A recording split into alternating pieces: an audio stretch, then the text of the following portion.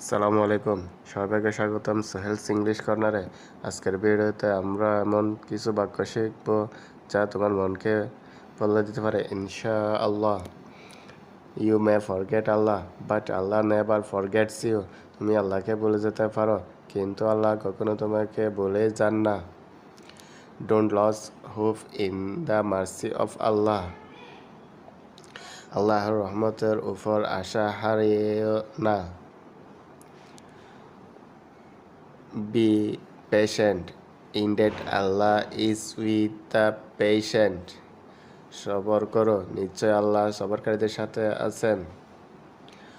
When the world leaves you alone, Allah is always there.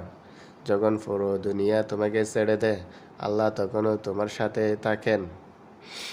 Sometimes they daily is a blessing in disguise. কখনো কখনো দেরি হওয়াটাই বড় একটি নেয়ামত। Your prayers are seen by Allah even if the world ignores them. দুনিয়া যদি না দেখো তবুও তোমার অশ্রু আল্লাহ দেখেন। ভিডিওটি ভালো লাগলে লাইক এবং শেয়ার করতে ভুলবেন না।